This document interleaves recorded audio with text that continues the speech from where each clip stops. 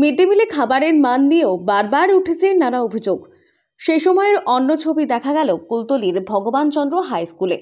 Mid day মিলে পড়ুয়াদের খাবার খাইয়ে নজির গড়েছে স্কুল কর্তৃপক্ষ। এ রাজ্যে একের পর এক বিভিন্ন স্কুলে মিড ডে মিলের বেহাল দশার ছবি প্রকাশ্যে এসেছে। আসলে আমরা মাঝে মাঝে মিড ডে মিলে স্পেশাল মেনু কিছু কিছু করার চেষ্টা করি।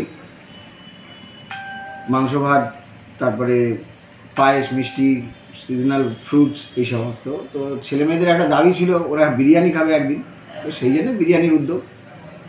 কত স্টুডেন্টের জন্য কেমন ব্যবস্থা করলেন? আজকে প্রায় 1750 স্টুডেন্ট ছিল। তারা সবাই খুব আনন্দের সঙ্গে বিরিয়ানি খেয়েছে। কোথাও আবার দেখা গিয়েছে নিজেদের গাঁটের কড়ি খরচ করে খুদেদের পেট ভরে খাওয়াচ্ছেন শিক্ষক শিক্ষিকারা। আর এবার সুন্দরবনের প্রত্যন্ত এলাকায় সপ্তাহে একদিন মিড ডে মিলে মিলছে রাজকীয় খাবার। খাদ্য তালিকা মেনে পড়ুয়াদের পাতে পড়ছে বিরিয়ানি, ডিম। শুধু তাই নয়, তার সাথে মিলছে মাংস। কয়েক মাস ধরে এমন বাহারি পদই মিলছে ভগবানচন্দ্র বিদ্যালয়ের পড়ুয়ারা। এই স্কুলের প্রধান শিক্ষক ও অন্যান্য শিক্ষকরা সুন্দরবনের এই প্রত্যন্ত গ্রামের স্কুলের ছাত্রছাত্রীদের কথা মাথায় রেখে নিজের উদ্যোগেই মিড ডে মিলের খাদ্য তালিকায় বদল এনেছেন।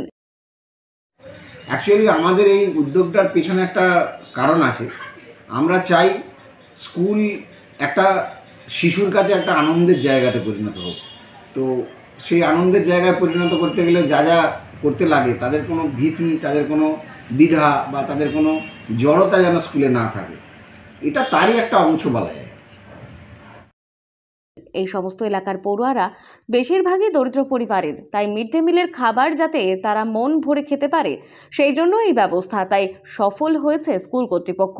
নানা আধিকারিক ও স্থানীয়রা স্কুলের এই মেনু দেখে প্রশংসা করেন। স্কুলের এক শিক্ষক বলেন, স্কুলের পড়ুয়ার সংখ্যা বেশি হলেও সততার সঙ্গে কাজ করলেই পড়ুয়াদের একটু ভালো খাওয়ানো যায়।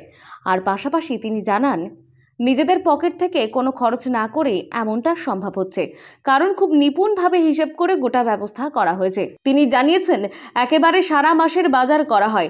কয়েকদিনের মেনুতে ভাতের সঙ্গে শুধু আলু, সবজি, সয়াবিন, কুমড়ো রাখা হয়েছে। ফলে সেই দিনগুলোর খরচ অন্য দিনের তুলনায় অনেকটাই কম। ফলে ওই দিনের খাবারে বেঁচে যায় কিছু টাকা, আর সেই টাকা দিয়েই এই ধরনের ব্যবস্থা করা হয়। আর এই জন্যই খুশি ছাত্রছাত্রীরাও। দক্ষিণ 24 পরগনা থেকে সুমন সাহার রিপোর্ট, লোকাল 18 বাংলা।